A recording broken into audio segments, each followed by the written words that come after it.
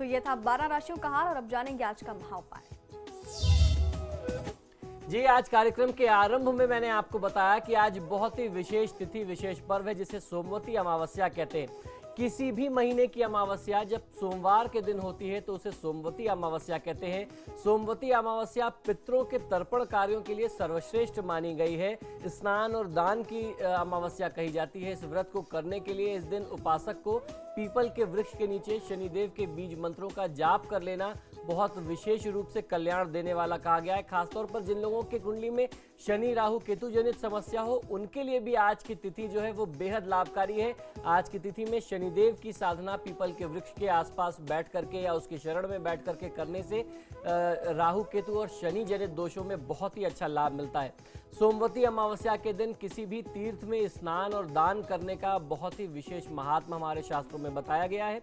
सोमवती अमावस्या के दिन मौन रहने का सर्वश्रेष्ठ फल भी हमारे ऋषि मुनियों ने बताया है। देव ऋषि व्यास जी के अनुसार इस तिथि में मौन रह करके यदि आप स्नान करें, ध्यान करें और सहस्त्र अगर आप ऐसा करते हैं और उसके साथ साथ अपनी साधना करते हैं तो सहस्त्र गौदान के समान पुण्यफल की प्राप्ति होती है किसी भी जातक, किसी भी साधक को। इसके अतिरिक्त इस दिन पीपल के वृक्ष की 108 परिक्रमा करके पीपल के वृक्ष में भगवान श्री विष्णु का पूजन करने का नियम बताया गया है। मुख्य रूप से सोमवती अमावस्या के व्रत को स्त्रियों के द्वारा किया जाता है। इस व्रत को करने के बाद और पीपल के वृक्ष की प्रदक्षिणा करने के बाद आपको अपने सामर्थ्य अनुसार दान दक्षिणा देना शुभ फल देता है। आपको आज की तिथि में ही कुरुक्षेत्र में ब्रह्म सरोवर में डुबकी लगाने का भी बहुत अधिक पुण्य फल हमारे धर्मशास्त्रों में बताया गया है। इस स्थान पर सोमवती अमावस्या के दिन स्नान और दान करने से अक्षय फलों की प्राप्ति होती है।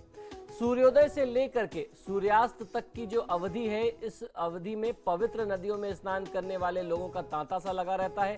जितने भी धर्म स्थान है, चाहे वो काशी हो, मथुरा हो, प्रयाग यानी इलाहाबाद का क्षेत्र हो, स्नान के साथ भक्तजन जो हैं भाल पर यानी मस्तक पर तिलक भी धारण करते हैं और पवित्र श्लोकों की गूंज चारों तरफ जो है वह सुनाई देती है, जिससे आज की तिथि और विशेष हो जाती है।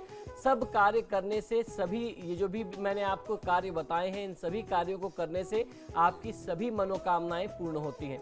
सोमवती अमावस्या का व्रत करने वाले जो भी लोग हैं, खासतौर पर जो स्त्रियां होती हैं, आज की जो कथा है व्रत की वो आपको अवश्य सुननी चाहिए। तो कथा की पुस्तक बाजार में उपलब्ध है। आज यदि आप व्रत कर रहे हैं तो आज व्रत का पुण्य फल पाने के लिए, पूर्ण लाभ पाने के लिए कथा का श्रवण भी आपको अवश्य करना चाहिए। रेणु लखनऊ से हमारे साथ जुड़ी। रेणु, अपना सवाल पूछिए अपनी डिटेल के साथ।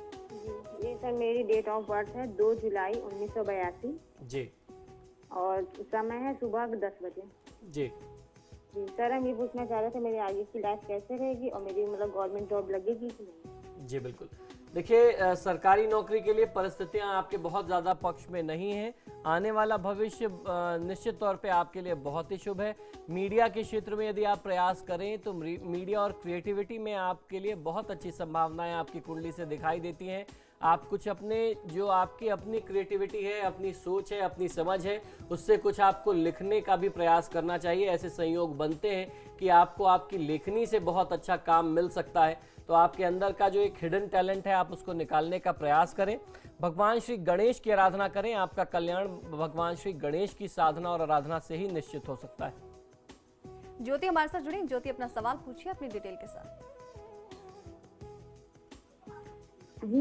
जी, अपना सवाल पूछिए। मेरा डेट ऑफ बर्थ है 10/11/86। जी, मैं चाहती हूँ मेरी जॉब लगे और जॉब में हर परेशानी होती है। जी, समय बताइए, जन्म समय बताएं। मेरा टाइम है 12 बजे दिन में। जी, मेरा है 10/11/86। जी बिल्कुल, लिख लिया। ज्योति जी, आपकी जन्म पत्रिका के अनुसार ये जो समय है भगवान श्री विष्णु की आराधना करनी चाहिए और आपकी कुंडली ये बताती है कि अगर आप भगवान विष्णु की आराधना करते हैं तो आने वाले बहुत ही अच्छे समय हो सकते हैं आपके लिए और बहुत कम समय में आपको एक अच्छी सी नौकरी प्राप्त हो सकती है। जो आपका प्रश्न था कि आपको नौकरी चाहिए, तो भगवान श्री विष्णु की आराधना करें। निश्चित ही ये समय कुछ संघर्ष का है, लेकिन ये जो संघर्ष की स्थिति है उसको रोकने के लिए भगवान विष्णु की आराधना जो है वो आपको काफ़ी सहायक होगी। तो ये था आज का आपके सितारे। आचार्य जी हमारे साथ बने रहे, आपका बहुत बहुत शुक्रिया। नमो नारायण। आपके सितारे में आज के लिए बस इतना ही। कल फिर होगी मुलाकात, तब तक के लिए नमस्कार।